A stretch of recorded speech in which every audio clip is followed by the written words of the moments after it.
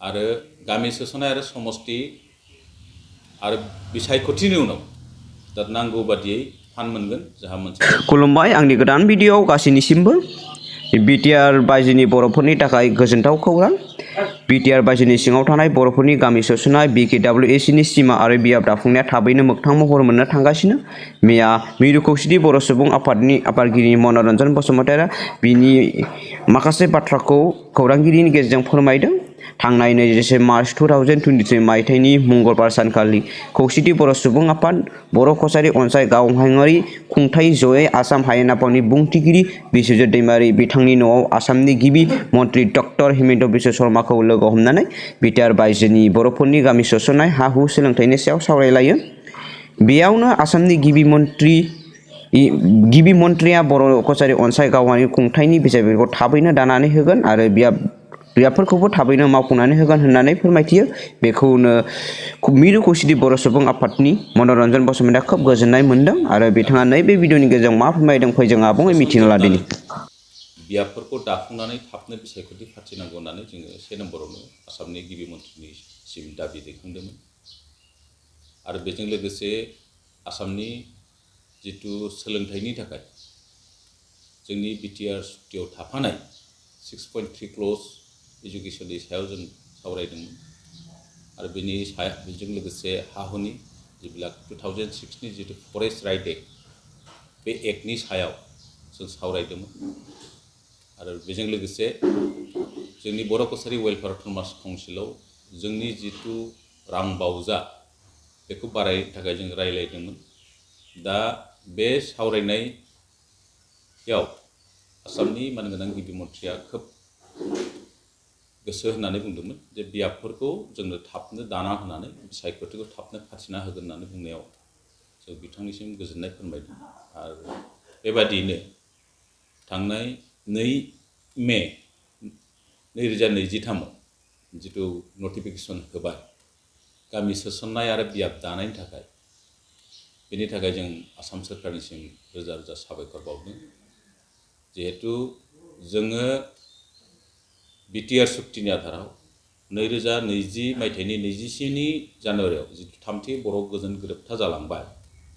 सागानगिरि हिसाबै दुलाराय बर' फरायसा आफाद एनडिएफबिनि 2 फ्रेक्सन आरो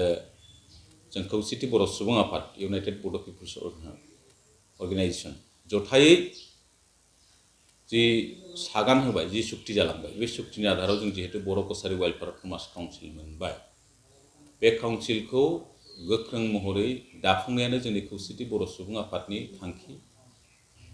आरो गामियाव फोथायनाय दं आरो दाख्लैबो 21 मार्च खालि जिथु रायलायनायाव आसामनि गिबि मन्थ्रिया बुंदों जों रां बावजाखौ बारायनांगौ होननायाव बिथाङा बुंदों ग्रामीण एइडखौ बारायबा खोब बारायबा 10% 10%नि बारायनो हायो किन्तु जेब्लानाखि गामि सोसननाय आरो समस्थिफोरखौ दाफुंजोबनाय जागोन अब्लाना गुबुन गुबुन थाखानाय काउन्सिलजों समान बे बर' कछारी वेलफेयार अट'नमास काउन्सिलखौबो रां बावजाखौ होनाय जागोन। जोंहा मोनसे फोथायनाय दं जिहेतु गामि सोसननाय आरो बियाबफोरखौ दाजोबसिगोन 20 अक्ट'नि गेजेराव 4 अक्ट'निफ्राय जागायनानै 12 अक्ट'सिम जेब्ला क्लेम खालामनो हागोन आरो अबजेक्सनफोर माबा माबि थानाया 20 मेसिम जागोन बिनि मादाव जाफुंजोबगोन। जों आसा फारिदों बियाबफोर दाफुंनायनि उनाव थोजासे रां बावजा मोननायनि उनाव जोंनि बिटिआरनि बायजोनि जेब्ला बर'फोरनि समस्याफोर दङ हानायमानिखौ जों माखासे जोंनि गुबै जेब्ला गोनांथार आयदा बेफोरखौ जों गावनो गाव सुस्रांना लानो हागोन आरो जों बुंबोबाय थादों बे काउन्सिलनि दारै जों सोलोंथाइ आरो रांखान्थि बिथिङाव जों दावगानो हागोन सामाजिक बिथिङाव दावगानो हागोन बिसेसकै रांखान्थि बिथिङाव जों दावगानो हागोन होननानै जोंहा मोनसे फोथायनाय दं आरो जों बुंबोबाय थादों जे माहारिनि गेजेराव जिथु रांखान्थियारि बिथा दानो हायाब्ला जिथु जोंनि माहारियारि बाद बे गोजोर जाया। बेनिखायनो जोंहा मोनसे आसा दं बे काउन्सिलनि सायाव बे काउन्सिलखौ लानानै जोंनि बिटिआरनि बायजोआ अथ' गोबाव गोग्लैसोनानै थानाय राजखान्थि भाबै गोग्लैसोना थानाय रांखान्थि भाबै गोग्लैसोना थानाय सोलोंथाइ भाबै गोग्लैसोना थानाय सामाजिक भाबै गोग्लैसोना थानाय बे माखासे बिटिआरनि बायजोनि बे 10 लाख बर'फ्रा बे काउन्सिलनि दारै मोनसे गेरेमसा आरो गोजोर मोनसे महर होनो हागोन हारिखौ होननानै जोंहा फोथायनाय दं। गामि सोसननाय आरो बियाबखौ दाफुंनो हानायनि थाखाय आरो थाबैनो बिसायख'थिखौ फाथिनो जों डिमान्ड होबोगासिनो दं। जिहेतु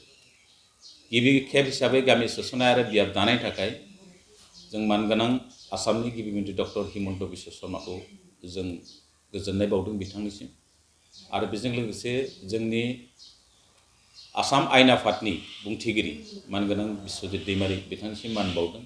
आरो बेजों लोगोसे जोंनि ट्राइबेल एफेयार्स मिनिस्टार मानगोनां डक्टर रमेश पेगु आसामनि ट्राइबेल एफेयार्स मिनिस्टार बिथांनिसिम जों गोजोननाय बावदों खौसेथि बर' सुबुं आफाद जानानै।